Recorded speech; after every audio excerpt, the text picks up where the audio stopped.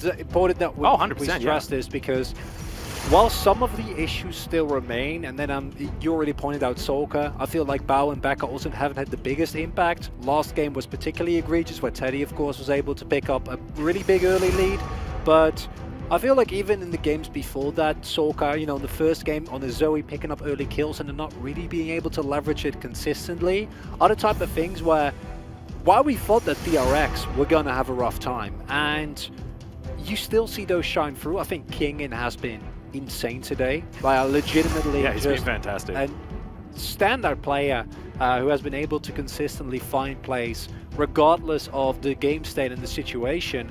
But as a whole, we do see that DRX's style of falling behind and then coming back later on has kind of been abandoned. They now need a solid early game. And if they don't get that, I think that T1 has shown that, especially in that last game, they know how to snowball. They're going to be able to do so effectively. And we do see the Brom ban coming out here. That's crazy. Feels a little bit like a throwaway, as Hecarim available, and Pyosik has been picking it up every single time. T1 maybe just looking for DRX to have that very predictable first pick and then go towards something in response. We'll see where they do decide to go though, because Renekton finally available for the first time here as well. But the Gnar is open, and that's a big problem, and that's why I think yeah, there we go. We do see the Gnar coming eventually, as if T1 wants to go for next in Italy, it's open. You know, this is the line. It is a matchup where Cuz needs to be on top side, which allows Pyosik to possibly look for any openings, maybe go for some defensive play. But I wonder to what extent T1 wants to opt into that early aggression, as this got to be a pick away from 4ㅅ again, right? Because I feel like the Zoe is not in position at the moment where the champion in of itself is so strong that it warrants like a blind pick. Yeah, blind pick ability not necessarily there. But it does make sense in the context of 4ㅅ being able to actually outlane Faker in the first game on the Zoe and out-pressuring him. And yes, they lost the game eventually due to heroic plays from Kana and Keria. And we actually see the Hecarim go a little bit lower in priority, which is an interesting kind of adjustment as we get through this pick and ban. Now, Lilia is open, and knowing Pyosik, he doesn't really care about that matchup, and he'll just be like, I'm just going to lock that in. I don't really mind either way. They could actually just, oh, okay. No. Mundo being considered, because Pyosik just likes hovering Mundo, but Volibear would be much better, and they are going to take that one away. So here it is. 4ㅅ is going to run back the Orianna as well. He's got a lot to prove on this champion now. We know what he's capable of, right? He's played many games of Orianna and has done much better than what he showed us in Game 3. Got me a chase. Just run it back with the DRX call. Yeah, you could just go for it if you want to. I don't even think that it's a bad call. And I'd prefer Ezreal, to be perfectly honest. I think Ezreal Zoe is so strong, but instead they do decide to go towards a top lane matchup, and it's Akali. So Akali's been changed quite a lot on this patch, and that is going to be the choice into the Gnar. The all-in potential is there. You can definitely abuse the mini Gnar, but I feel like it's not necessarily as cut and dry as the Aurelia. It's a very confident call from T1. Your damage profile is really nicely spread now, right? Because you have your AD jungler with 2 AP solo laners, but it is really risky. We just saw Kana come off getting solo kill due to pretty poor early laning, with King being able to pick up a freebie kill there after the Aurelia tanks a shot in a counter matchup. And then you opt into the Akali, which has been a pick that I think has become a lot stronger. I think our all-in potential post-6 is even more threatening than it was before. Of course, now gets magic scaling on the R1, if I'm not mistaken, meaning that your actual damage generally will go up. And combined with the fact that your E now does a heck of a lot of damage when you go back. You do need to go back though, but with the Hecarim, I don't think you're too afraid of that. The one downside of this is that I don't mind backline dive into DRX's comp because both compositions just want to do the same thing and it comes down to execution, but it does feel a little bit hard to match with the Zoe. However, it is Faker Zoe, and if you have performances like that, one highlight play around the bearing, like, you know, sure. Yeah. We'll forgive you for that one. Okay, looking to go back to the Varus. It would be a lot of poke when paired with the Zoe, but I just much prefer Ezreal in this situation. Going to be the Varus though. Teddy's certainly feeling pretty high on this one. Hasn't found success so far in this series, however. Back to it one more time. Now, DRX, what are they going to do towards this bottom side? They already have a pretty decent dive composition, so once again, Ezreal does stand out as something that would certainly work. I think Ezreal looks really good. I'd even argue that you could think about taking away the Kench share. You do give up a lot of laning pressure, and Ezreal doesn't really need Kench, so in that regard, it's not great. It's merely so that your backline dive ball composition with Mega Gnar Volibear jumping in with an Orianna ball on top of them, which is devastating, then actually does have a lot more threat, because if the Kench, which is, I'm fairly certain is what Carrier is going to pick here, unless they want to go really aggressive and go for something like a Leona, which is a good matchup. Oh, this would be just lane domination. Yeah, that's scary, because that is, you are not matching that push. No, not in any way. It will be... You're not really looking towards any late game team fighting though, if you do lock away the Karma. Just because there is not a lot of frontline available outside of Just Cuz, and so this will add a bit more hard CC and a little bit more go in. And we also saw Carrier have a wonderful performance on this in-game #1, managing to snipe Ezreal's left, right, and center with those Zenith Blades. It's also a good matchup into Rakan, right? And that combined, it does make sense. Downside of this is that if everything goes right for DRX, Teddy isn't really allowed to play the game once people start grouping up, because playing Varus into Rakan, Volibear, Gnar is not fun. And you don't have a Thresh, you don't have a Tahm Kench, you have a Leona. Teddy's going to say goodbye as he Zenith Blades into the enemy backline. Kana and Kaz diving with him. And then it's up to Teddy and Faker to kind of try and keep themselves alive for as long as possible. And as a whole, this T1 comp yet again feels like a comp where if you don't get a lead and you're not able to just straight up trample your opponent, you're going to have a really rough time. However, this comp does trample extraordinarily well. Yeah, it should. And the laning phase should certainly belong to T1, but I feel like it's dive comp versus dive comp, and one of them has an Ezreal, the other has a Varus. So who's going to survive in the backline most likely? And look, if on paper, you're going to give that to the Ezreal every day of the week. However, some side lane possibilities here. Hecarim still very, very strong. Pyosik finally going to bring out the Volibear for this match. Kingen has been brilliant on the Gnar so far. Solka is desperate to get some redemption on his Orianna. If DRX win this, I mean, man, the story moving into Game 5 is just going to be absolutely fantastic. And I think if you have a look at the drafts down the line, DRX should have an advantage if they can stem the bleeding early. We're looking forward to seeing whether they can do that. As once again, T1 on the red side. When they've been wearing their team colors, they haven't been as successful here today. Oh my god, Halo Blades. That is not something you see very often, as normally we've already pointed out the lethal tempo variation, but most common, of course, is the Comet.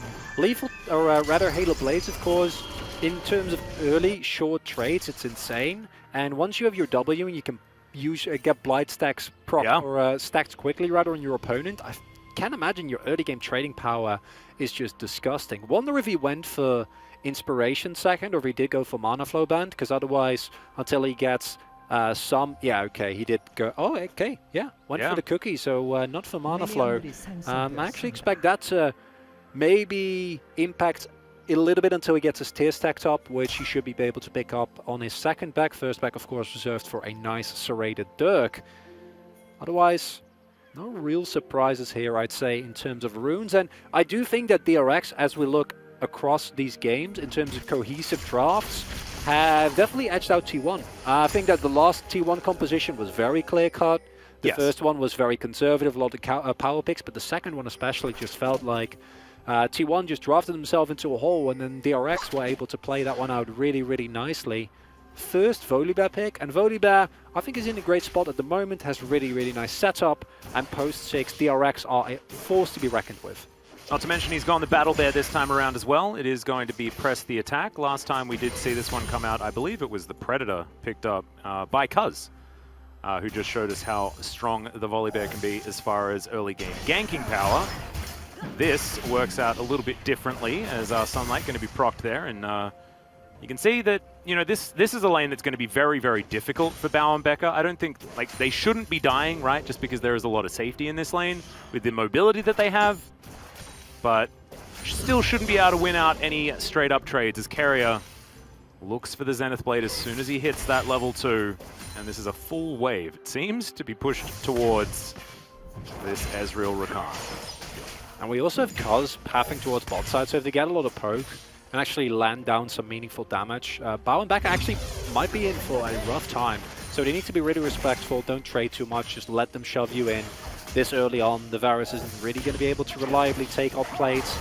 And these trades are never going to go well for you, as we see here. Yeah. Pioshik will be able to, or he's pathing towards top side rather. I'd expect this matchup early on for the Akali to be fairly rough. It's once you get some abilities right, maybe once you hit 6 and you are playing against a really squishy Gnar, you're fine. But early on it's melee into range and you don't really have the all-in pressure yet. And it's just free grass box for King.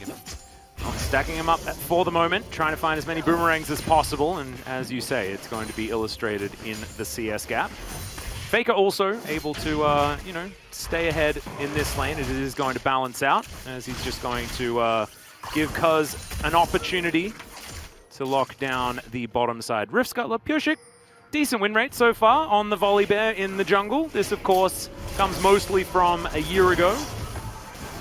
But, yeah, he's very practiced on the Bear, and I'm looking forward to seeing what he can get done in this game, because this is a pick that we were expecting to have a bit more power. In this series especially, based on what Kuz has already showed us in their Halma Live series. Becca freezing the wave there, or attempting to at the very least, making sure that Bao is in a good position and they can just hold it there, put some pressure on T1, maybe threaten with a Pioshik gank. We'll be able to get the back in the very end. Not sure whether or not they were able to actually get it, and the trading is inconsequential. As Kana, you know, you got the counter pick, and I am gonna have faith in T1 to not pick an Akali in a pivotal game in your playoffs for no reason.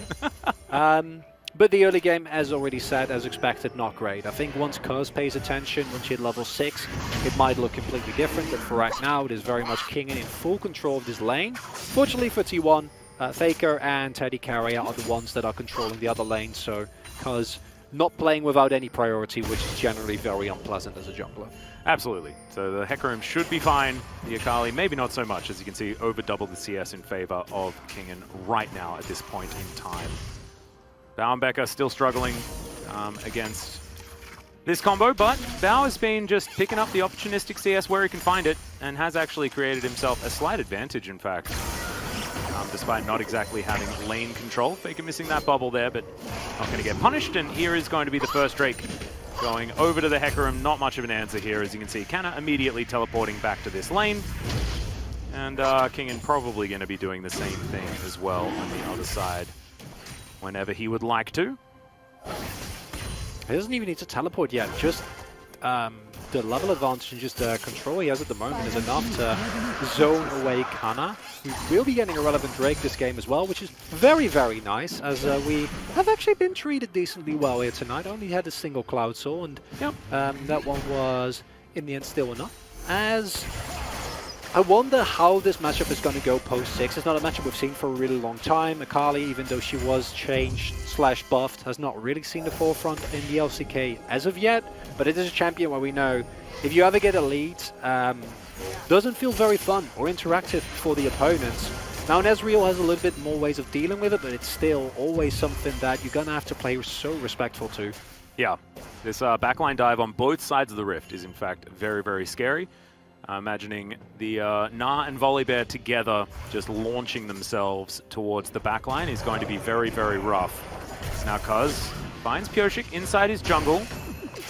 As Faker, once again, not going to find the bubble. Shockwave comes down this time as the Ignite is actually utilized very early. Meanwhile, a fight on the top side of the map as well. Onslaught of Shadows comes down. Kana from over the wall, and the execution is absolutely perfect to get the first blood for the Akali. So necessary, as well as now Kingen in some trouble. But he should be all right as Faker lands that bubble, actually flashes on top of him, picks up the barrier, as well as now Sulker's the one that has to run. The flash over, Faker finds the solo kill, but it's answered in the end as well. It's action all over the map. Bot lane, fighting, mid lane, solo kills traded, top lane, working out beautifully for T1 in the end. And the kill does go over to Kana, who so desperately needed it. Now in mid lane, it's not as good of a trade. Faker getting a little hyphy there with the amount of shots that were available, and like, do I really need to go for a solo kill? Not necessarily, but I'm going to go for it anyway. But I'm pretty sure that Cuz wasn't 6, smited away that Krug, then hit 6. I want to double check it here. Yeah, there we go. Yeah, if you're he doesn't right. hit the smite on the big Krug, or is it just even the little ones? No, he needs to hit the smite, because then you have ult advantage and it's just a free kill. And it might have actually been very similar for Pioshik as well, as they had been farming at almost exactly the same clip. So, winning out on that 50-50, so important here for T1 towards the top side. As we have a look at Faker pressing as many summon spell buttons as he could possibly find.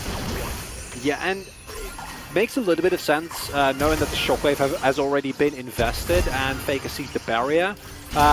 Unfortunately, doesn't really get as much value from the second flash, still in the middle of a minion wave. Well, Cuz gonna save Faker here in the mid lane as well.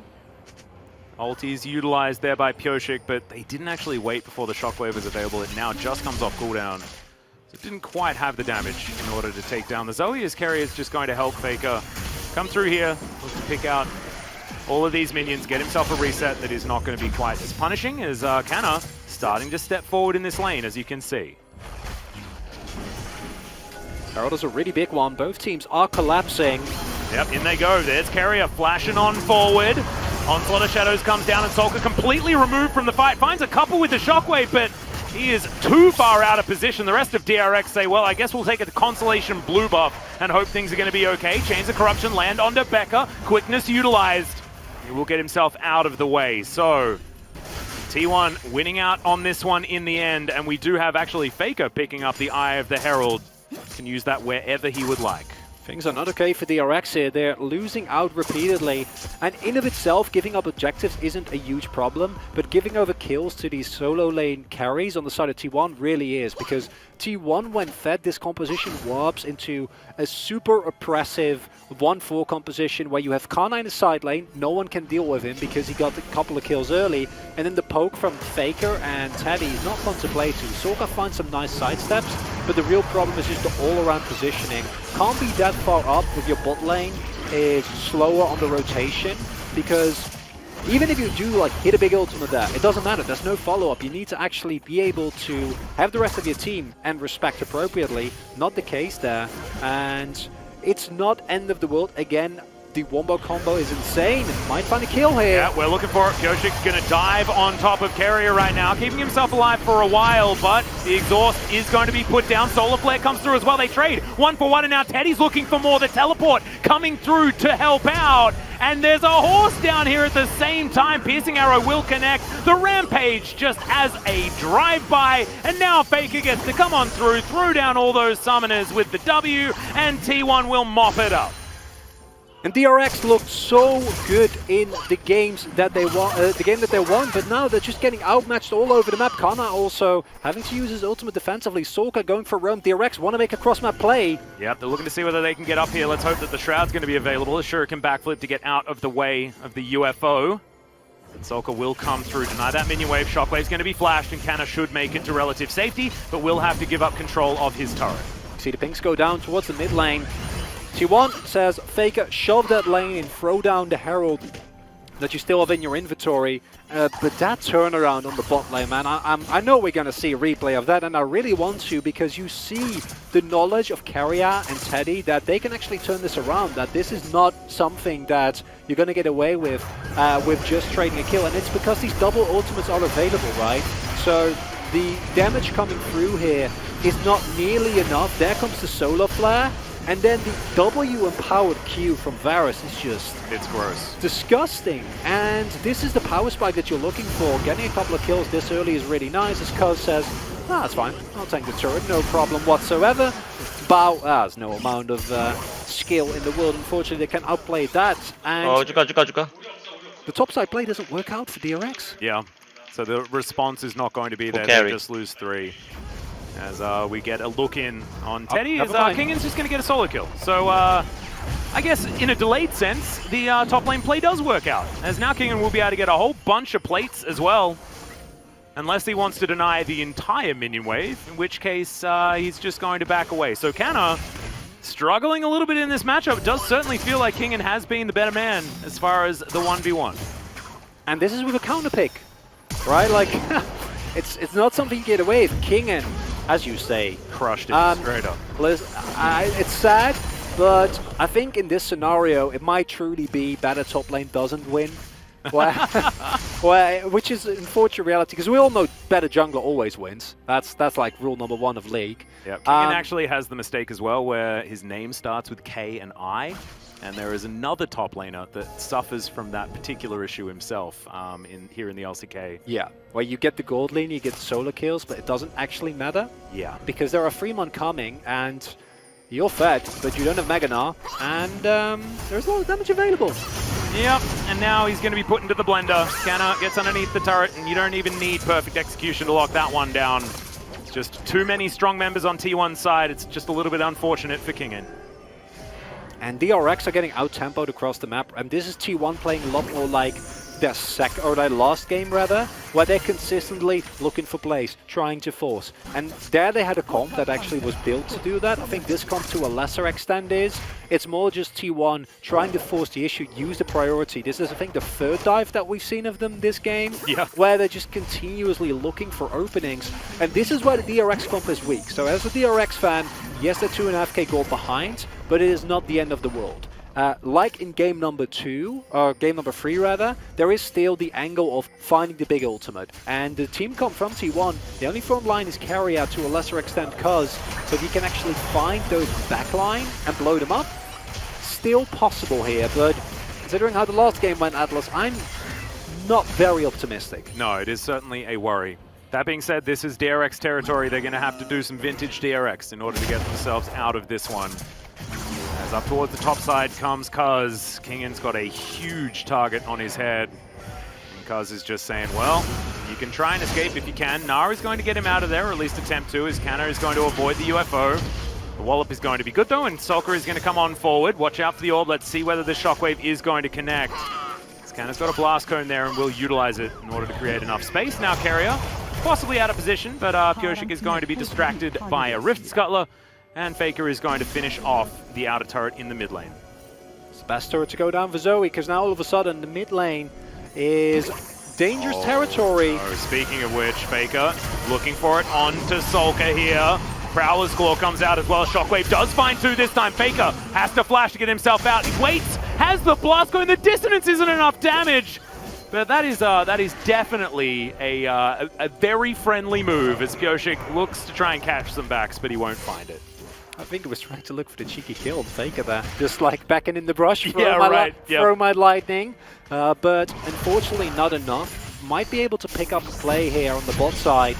That's unfortunately the cleanse forced, and that means any subsequent ultimate or a Xenoblade from Teddy means very unfortunate things for Bao, who has not had the greatest of series. I think that Teddy and Carrier has also kind of leveled up as this series has progressed, and this has been kind of a common theme for T1, with, ironically enough, the exception being Kana, who's had a bit more rough as the steal attempt comes through.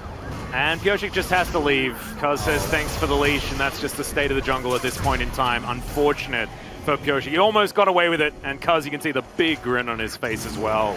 The opposite is true for Pyosik. And this is this is what we saw in the Live Sandbox series as well, where DRX, they get desperate and they start making plays like this. They don't have cryo, they don't have the vision, they don't have the setup. Oh, can Keenan find it again? Canna is able to get that backflip to get him out of the way, and now it decides to go back in. There's a perfect execution, locks it down, turns it straight onto the face of Kingen. However, he's still going to fall down. Pyosik does have the ulti button, presses it and says outplay this, and Canna's not going to be able to. 1 for 1, but more resources needed for DRX. Naguri might have left the LCK, but his spirit lives on. Kana, he just needs a death, maybe 2, and then that's when the solo kills start coming through, okay? All right, he's got 2 deaths. That is definitely the Naguri moment. But 100% agree. Oh, boy. Yeah, Bao, remember that cleanse from before? Now the flash is down, Solar Flare comes through. There's a lot of CC available here.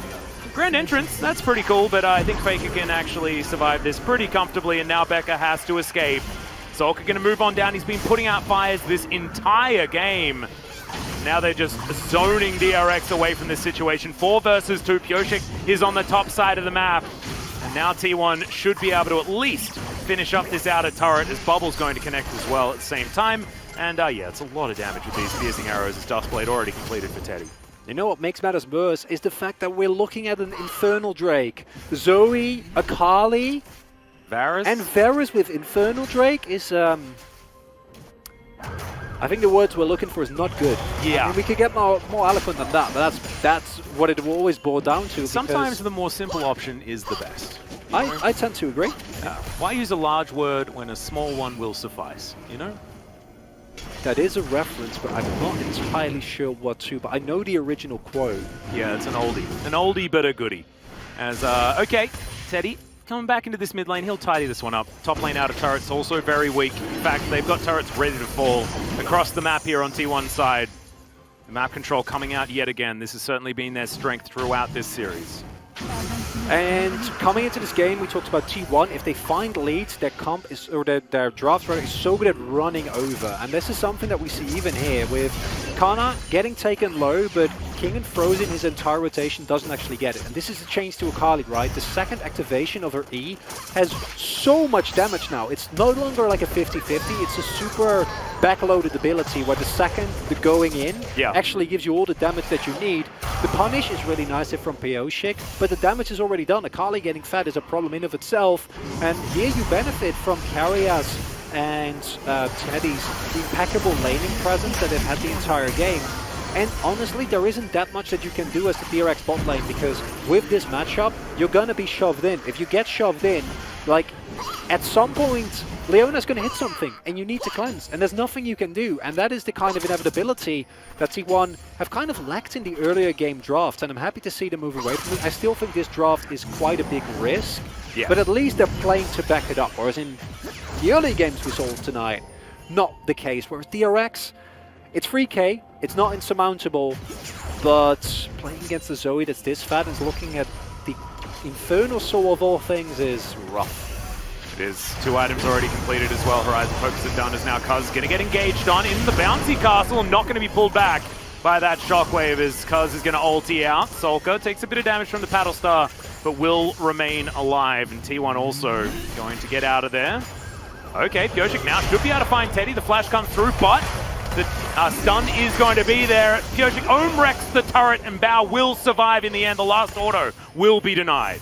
So close to get the counter kill, but nice play by DRX. This is what you need to do. You need to find these moments where T1 is not paying attention and slow the tempo of the game down. If you get into a situation 10 minutes in from now and you somehow can deny this Infernal Soul, then you can start looking for fights, right? Then you item deficits don't matter as much. You have the Fed Azrael where there could be Carrier and Kana getting on top of you, but it should be way harder than otherwise is the case.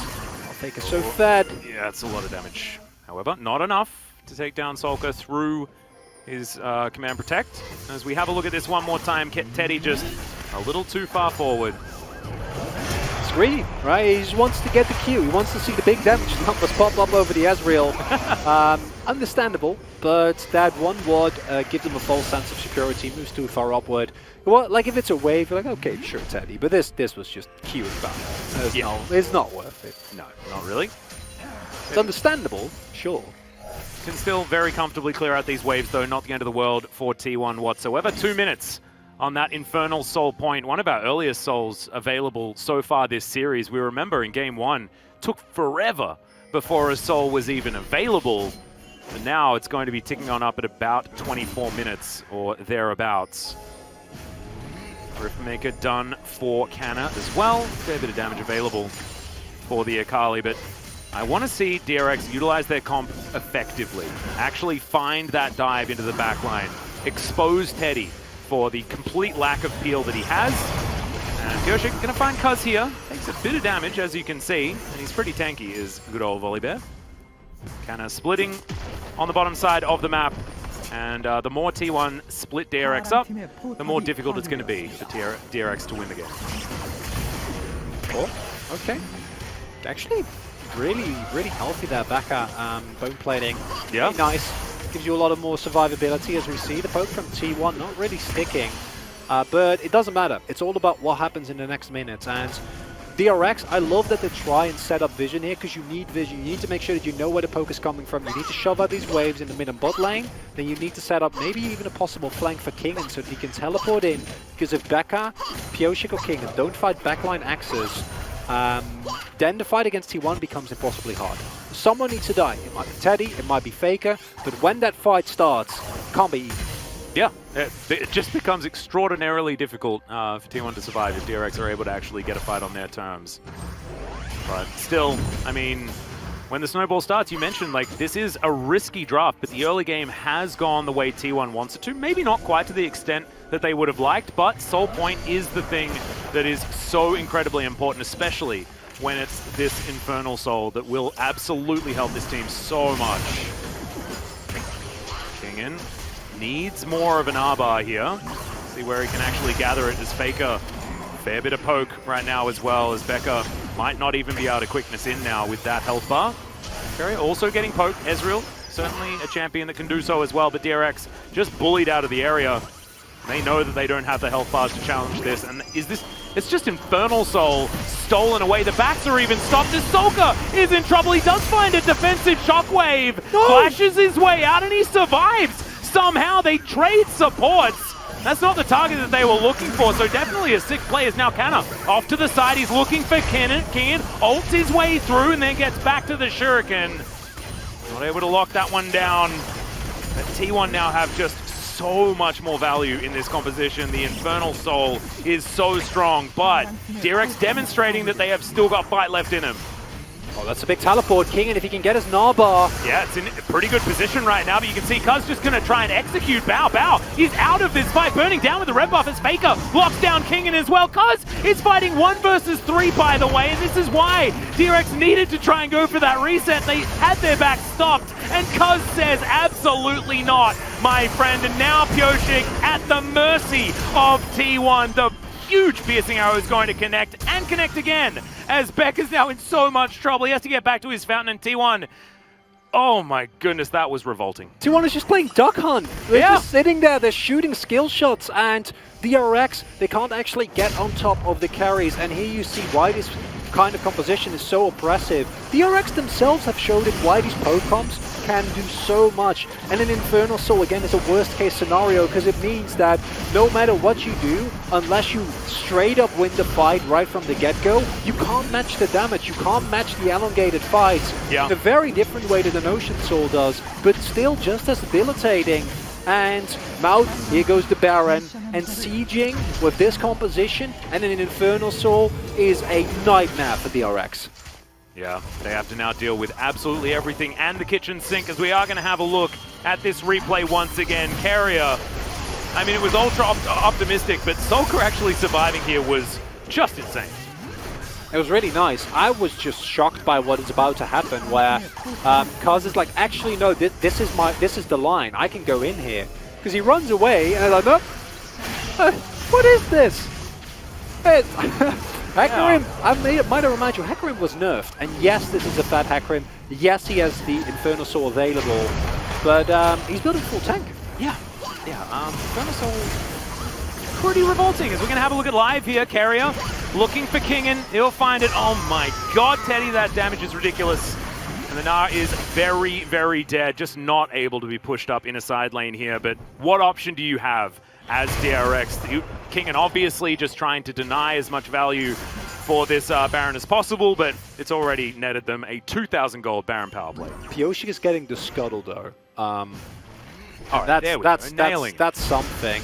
And I say it facetiously because there is nothing that DRX can do. They are fully at the mercy of T1, and unlike game number 1 where it felt like DRX always had the angle, but T1 just mechanically outmuscled them, and game number 2 where clearly DRX were the better team, it just feels like you're at the mercy of whatever T1 decides to do. And if T1 don't go for a huge overextension, if they don't start grouping up, if they keep dragging and like stretching out these team fights, keep poking and playing it slow, it's so hard for DRX to get anything done. It's certainly looking like it. Chronicler, this is such a struggle for DRX, who now have an exposed inhibitor in that mid lane. True Shot Barrage just to try and help with these minions, but With the Baron buff, it's so difficult. Chains of Corruption go to Narnia, but it's not even, I think, actually going to be relevant, to be perfectly honest. Because trying to find an opening does have everything available, and he's just going to settle for locking up this inhibitor. Solar Flare comes out now as Becca. Now with the quickness, in goes Carrier, goes Golden as well. Look at the AoE, it's revolting! Bao will just get tidied up by this horse. The perfect execution to get right on top of all these carries. It's a very, very quick ace. You blink and you'll miss it, and T1 are in round 2 of the playoffs. And it was a valiant effort from DRX. I still insist that they play